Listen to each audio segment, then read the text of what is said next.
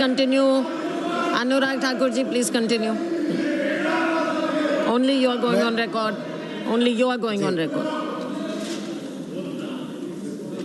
सो भारत माता के सबसे दर्दनाक घावों में से एक, जिसे वामपंथी उग्रवाद भी कहते हैं और नक्सलवाद भी कहते हैं, ये दर्द देने का काम जिन्होंने किया, उनके नेता आज इसमें गंभीरता से चर्चा करने के लिए भी तैयार नहीं हुए।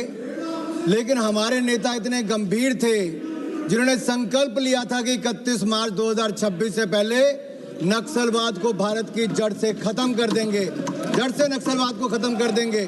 उसको करके दिया और ये दिखाता है कि 31 मार्च कल है, लेकिन उससे पहले अपना रिपोर्ट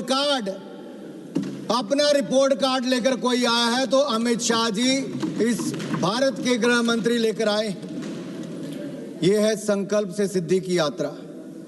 और मैं इसलिए भी कहता हूं, बंगाल से बस्तर की बात हो, पशुपति से तिरुपति की बात हो, देश को लहूलुहान करने का काम किया तो नक्सलवाद ने किया। ये रेड कॉरिडोर 126 जिलों तक पहुंचा, जंगलों में इसकी आग जलती रही और इस नक्सलवाद के आगे किसी ने सरेंडर किया तो उस पार्टी का नाम है कांग्रेस। और एक नहीं, अनेक ऐसे उदाहरण में ये रेड कॉरिडोर के लिए रेड कारपेट बिछाने का काम कांग्रेस कर रही थी। एक नहीं, अनेकों उदाहरण आप सबके सामने हैं।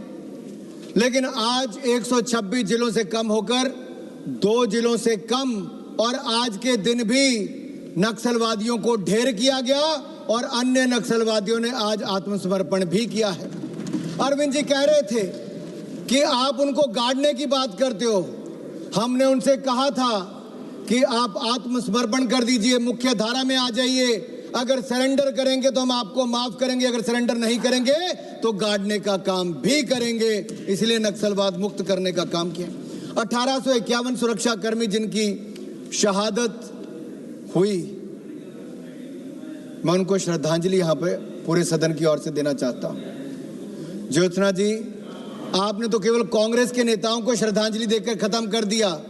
मैं किसी भी दल के नेता हो या आम नागरिक हो, 7000 नागरिकों की जान गई।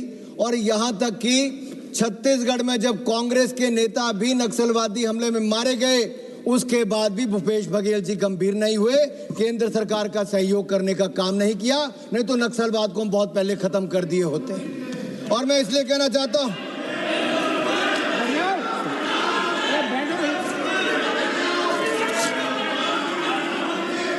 ये तो 1967 में इंदिरा गांधी जी की सरकार बनी और नक्सलवाद का जन्म हुआ। फिर इंदिरा गांधी जी की सरकार बनी तो पंजाब में आतंकवाद आया, और चाहे कश्मीर की बात करें तो वहां पर भी हो। जिस बीमारी का आपका पास इलाज नहीं था, आप उसको ला इलाज कहते थे, उसका इलाज भी नरेंद्र मोदी की सरकार ने निकाला। आज नक्सलवाद मुक्त करने का काम किया। जिस मर्ज की आपके पास दवा नहीं थी, उसकी दवा भी हमने दी और उसको दबाने का काम भी हमने किया है। यह है संकल्प हमारा, और सिद्धि तक ले जाने का काम दृढ़ निश्चय के साथ काम किया है। आपका नेतृत्व कमजोर था, आप सरेंडर करने का काम करते थे। आप आज गरीबी, पिछड़ापन और सामाजिक भेदभाव की बात करते। 60 साल आप लोग सत्ता में रहे, आप सरेंडर करते रहे, हमने सरेंडर नहीं किया। और मैं ये कहना चाहता हूं, यही नहीं, राहुल जी आज सदन में नहीं है, लेकिन टुकड़े टुकड़े गैंग के साथ कंधे से कंधा मिलाने चले गए थे। जो नक्सलवादी हमले में हमारे सैनिक शहीद हुए दांतेवाड़ा में, उसके बाद और अफजल गुरु को फांसी देने की जब सजा हुई, उसके बाद राहुल गांधी जी कहां थे? टुकड़े टुकड़े गैंग के साथ थे। अफजल गुरु को बचाने के लिए आपके नेता सामने आए, लेकिन हमारी सरकार ने उसके खिलाफ भी काम किया। यही नहीं, ऐसे अनेकों उदाहरण हैं। लेकिन हमारी सरकार ने जीरो टॉलरेंस पॉलिसी अपनाई, सुरक्षा भी और समृद्धि भी, इस मॉडल पर हमने काम किया। आप जंगल जमीन की बात करते हैं। जल जंगल जमीन की रक्षा के साथ साथ सुरक्षा, सम्मान और समन्वय, इसको भी हमारी सरकार ने बनाया। नक्सलवादी विरोधी अप्रोच को लेकर चले और हमने सड़कें भी बनाई, स्कूल भी बनाए, बैंक भी बनाए, मोबाइल भी बनाया और अपने इलाकों का विकास भी करके दिखाया है। आपने कहा कि आपकी गोली पृष्ठभूमि को देखकर चलती है, ऐसा नहीं है। मोदी सरकार ने जो विकास किया उसके लिए किसी को, किसी का धर्म, किसी की जाति नहीं देखी। 25 करोड़ गरीबों को गरीबी रेखा से बाहर निकालने का काम किया। ये जगदम्बिका पॉल जी हमारे बीच में बैठे हैं, माननीय सभापति जी, इनके दामाद प्रवीण सिंह जी IPS अफसर थे, झारखंड में थे, नक्सलवादियों से लड़ते लड़ते वो घायल भी, उनकी जान भी चले गई। क्या आप आज तो इस विषय पर इनको बोलना चाहिए था, परिवार ने कितना कुछ खोया है।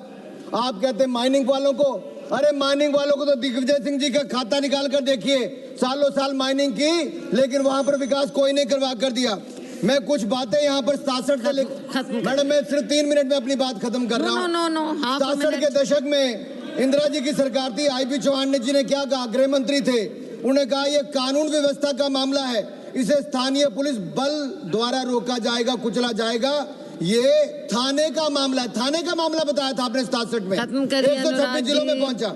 80 के दशक में राजीव गांधी जी की सरकार में उन्होंने कहा नक्सलवाद की समस्या मूलतः सामाजिक आर्थिक समानता की समस्या है। मैडम 2 मिनट में खत्म करो प्लीज, इसे विकास से हल कर लिया जाएगा।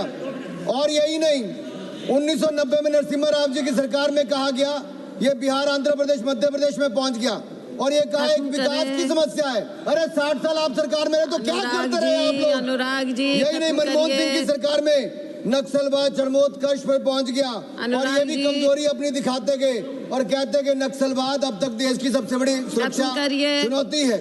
मैं कहना चाहता हूं, दिग्विजय सिंह जी ने जो आपके ही गृह मंत्री के बारे में कहा, जब दांतेवाड़ा का अटैक, उन्होंने कहा ऑपरेशन ग्रीन हंट की रणनीति पर पुनर्विचार करना चाहिए। माओवाद समस्या केवल सैन्य समस्या से हल नहीं होगी। पी चिदम्बरम इंटेलेक्चुअल एरोगेंस से ग्रस्त है। गंभीर विषय पर बोलने के लिए खड़ा हुआ हूँ। महोदया जी, सबसे पहले मैं स्पष्ट कर दूं, देश की